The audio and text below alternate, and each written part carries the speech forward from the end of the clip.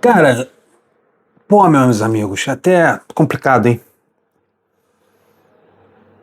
O Fluminense vai viajar do Rio Grande do Sul direto para Argentina. O Matheus ele precisa tomar a dianteira do clube, tomar as rédeas do clube, né? Não se preocupar com o que o Mário pensa, de manter uma linha de raciocínio como era da gestão anterior. Ele também fez parte da gestão anterior, ele era vice-presidente, agora ele é o presidente. A responsabilidade está com ele, não é só com o Mário, com o Angione, com quem for. O cara, quando foi lá votar, votou no Matheus, ou ligado com o Mário, mas naquela situação do Flamengo, do adiamento do jogo, que originou toda essa crise, né, que colocou a gente, que fez a torcida ficar magoada com a diretoria, ele ficou sozinho no tiroteio. Ele ficou sozinho. O Mário não fez pronunciamento, não falou nada, não defendeu, deixou ele tomar a porrada dele lá sozinho. Isso serve de exemplo para ele, pro Matheus. Que se der certo, vão botar na conta do Mário. Porque o Mário é quem contrata os jogadores. Se der errado, vai na conta do Matheus, porque ele que é o presidente. Então ele tá sozinho nesse barco aí. No fracasso, na crítica, o presidente toma pancada. No sucesso, porra, o Mário que trouxe fulano, trouxe ciclano, daqui a pouco vai apresentar o Hulk, é o Mário que vai estar lá tirando a foto com o cara. Dívida de 1 bilhão no clube, a dívida só aumenta. E os problemas também. Então, se o Matheus quer assumir a rédea do clube e dizer, ó, eu sou o presidente, eu tenho você como diretor de futebol, diretor do cacete A4.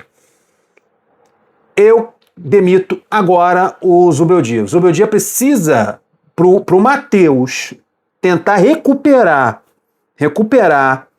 uma certa simpatia ou apoio, simpatia não, um apoio do torcedor do Fluminense. Ele precisa mandar o Zubeldia embora hoje. Ah, mas a viagem é casada, eles vão daqui e vão direto para a Argentina. Paga um avião, uma passagem para o Zubeldia e para a comissão técnica dele. Tchau. Ah, mas quem vai comandar a equipe? Marcão. Quem vai comandar a equipe lá em Mendoza? Marcão e o massagista, o roupeiro, o treinador de goleiro, Denilson, da rouparia, qualquer um, porra. Pra fazer isso que o Zubeldia faz, o Marcão faz, bicho. Manda o Marcão comandar a equipe, manda o Ganso, porra. Já que ele tá sentado no banco, se arrastando, então, amigo. Aliás, não tem nem como se arrastar, porque o Ganso nem entra em campo mais. Então bota o Ganso pra comandar a equipe. Bota qualquer um, porra. Mas o Zubeldia não dá mais. O que ele fez no segundo tempo, a forma como ele mexeu no time no segundo tempo... Vamos lá. O trabalho dele, do Zubeldia, bateu no teto. Ele tentou hoje 3 zagueiros, não funcionou. Ele, no segundo tempo, ele desmontou a formação de 3 zagueiros, continuou não funcionando. Hoje o time terminou com uma dupla de zaga que nunca jogou junto, que é o Midian e o Freitas. Mas o Freitas não sai do time de jeito nenhum. Até o Gêmeos, que foi uma contratação que no começo estava indo bem, hoje foi muito mal. O primeiro gol do Internacional foi um bote errado dele. Então, cara, se eu enumerar as atuações de hoje, o Fluminense jogou muito mal. O Fluminense, ele não conseguiu no primeiro tempo, para você ver como o trabalho do Zubeldia bateu no teto. Hoje ele foi com 3 zagueiros, 4 jogadores no meio de campo, mais os laterais. Olha só o trabalho do Zubeldia como é ruim. Os 2 laterais, tanto o Arana e o Samuel, ficaram fazendo uma linha de 5. O Fluminense estava atrás das linhas defensivas. Até um filme, eu acho que é muito bom isso, atrás das linhas defensivas. O Fluminense fez uma linha de 5 na defesa, num sistema 3-4-3. Samuel Xavier e o Arana não se apresentaram lá na frente. Deixando sozinho, no meio de campo, Alisson e Bernal, dois volantes lentos. Não tinha o Hércules no meio de campo, não tinha o Martinelli. Era Alisson e Bernal chegando atrasado, se arrastando no meio de campo. Esses alas que deveriam estar no meio de campo, participando das jogadas, participando da construção do jogo, se apresentando na linha de fundo para fazer jogadas individuais e puxar essa bola para o ataque, estavam muito atrás. E o Inter foi empurrando o Fluminense, jogando, o Inter foi ocupando espaço, tirando espaço do Fluminense, o Fluminense com uma transição muito lenta, óbvio, não tinha Savarino, não tinha o Acosta, que aliás foi relacionado, mas nem para o banco foi preservado para o jogo de quarta-feira, eu entendo. Mas não dá para você jogar contra ninguém, time nenhum, sem alguém que pense o jogo. O Alisson não vai criar jogadas. O Bernal, muito menos. Faltou. Eu imaginei, quando eu vi a escalação, que o Soteldo jogaria fora da posição, jogaria no meio de campo, para fazer a função ali do Acosta, porque o Soteldo sabe fazer isso. Ele é um cara habilidoso, que ele pode vir ali por trás do centroavante. Mas não. O Soteldo jogou aberto, e jogou bem. Jogou bem aberto. Aliás, a única coisa de inspiração que o Fluminense teve no jogo foi o Soteldo. E na hora que ele foi mexer no time, adivinha quem ele tirou? O Soteldo. Quando ele poderia ter tirado o JK, ele de novo insistiu naquela dobradinha Castilho e John Kennedy e não deu certo dessa vez. Ele, no segundo tempo, ele conseguiu tirar o melhor jogador do time no primeiro tempo, que era o Soteldo. Ele tirou o Soteldo com quantos minutos? Ele tirou o Soteldo com 28 minutos no segundo tempo. E o Soteldo estava bem no jogo, para colocar o Castilho. Quando ele poderia ter tirado o JK, que não fez nada. Tá aqui, para botar dois centroavantes. Quando o problema, cara, era alguém para quebrar as linhas, era alguém para fazer o jogo individual, e o Soteldo estava fazendo isso. E ele optou em tirar um cara que estava quebrando essas linhas, fazendo as jogadas individuais e estava cruzando a bola para a área, para colocar um centroavante junto do outro. Se ele queria o Castilho dentro de campo, ele teria a obrigação de manter o Soteldo, porque era o único que estava fazendo jogadas individuais e fazendo cruzamentos.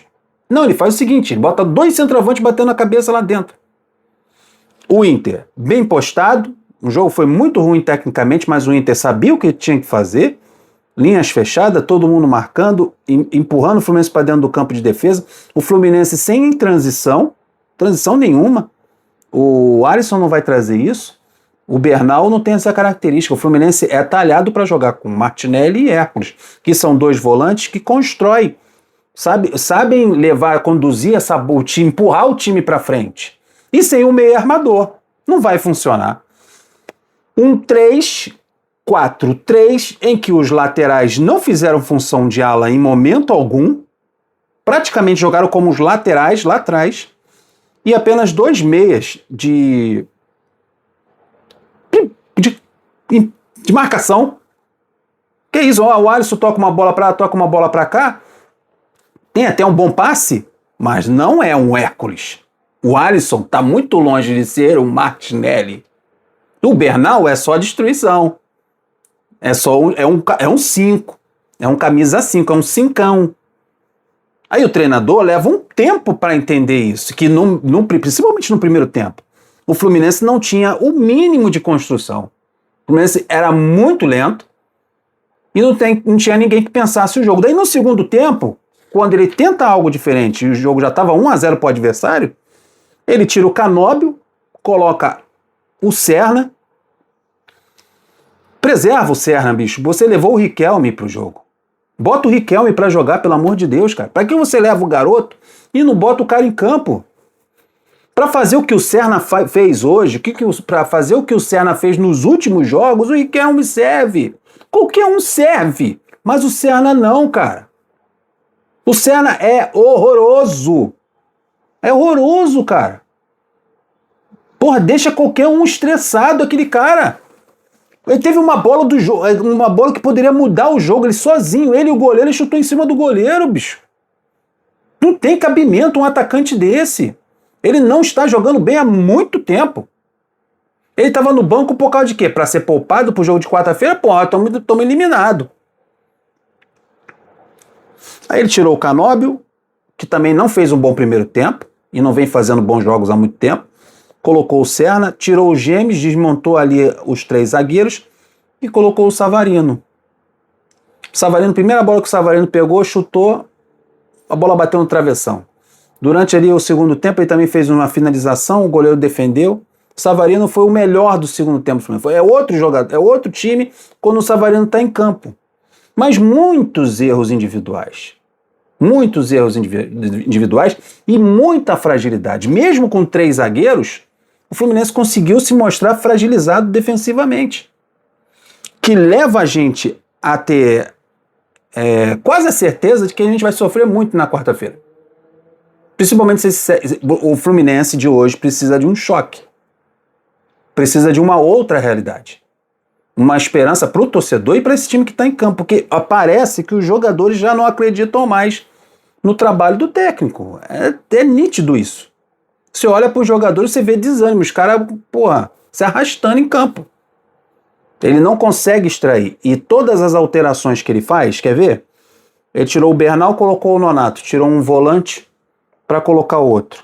Aí tirou o Soteldo, colocou o Castilho, quando ele deveria ter tirado o John Kennedy para colocar o Castilho. Trocar um centroavante pelo outro, para manter o ponta ali aberto. Ele tirou o Alisson e colocou o Hércules. Aí sim. Aí foi uma alteração inteligente. Mas nada mudou. O Inter continuou melhor, o Inter continuou mais perigoso do que o Fluminense. Acho que a única alternativa para esse grupo, para o Matheus, para ele ter tranquilidade no trabalho dele, é chegar e tomar as rédeas do clube. Falar, Zubeldia, muito obrigado, te agradeço aí pelo trabalho mal feito, mas eu vou seguir aqui. Mais um jogo de quarta-feira. Não, tô indo para a Argentina, o Marcão tá acostumado a ser interino, a tomar contas nesses pepinos que acontecem. Então o Marcão vai comandar a equipe na quarta-feira e na quinta, ou daqui a pouco eu ligo pro Dorival e chamo ele para comandar o Fluminense. Mas precisa de um novo técnico, seja Dorival, qualquer um. Bom, tem que ser um técnico bom. Eu falo qualquer um, é o tamanho de desespero de me livrar do Zubeldia. O Dorival é um bom técnico. Porque a impressão que eu tenho é que o limite do Zubeldia, o trabalho dele, isso já deixou bem claro no jogo contra a Chapecoense. Quando ele cai no gramado, quando o jogo estava 1-1, o Fluminense empatando com o lanterna do Campeonato Brasileiro. Aí o John Kennedy dá aquela solapada, a bola entra, ele desaba. É um sintoma de que o Fluminense só sobrevive à base de lampejos. Estava muito mal naquele jogo contra o Chapecoense, precisou do lampejo do John Kennedy. Hoje precisa do Savarino, hoje precisa do Soteldo, o Fluminense não constrói mais nada. A transição rápida sumiu, as chances que são criadas há muito desapareceram. Para mim, a única esperança que há nesse elenco é a saída do Zubeldia de imediato. Não precisa nem levar lá para a Argentina. Se o Fluminense quer se classificar lá na Argentina, ele não sabe o que vai fazer, ele não sabe, ele não tem a mínima noção do que ele vai fazer na quarta-feira. Se ele botou 3 zagueiros hoje, é porque ele pensava em usar lá. Agora ele está mais perdido do que cego em tiroteio. Tô indo nessa, rapaziada. Deixa o like, se inscreva no canal. Flui!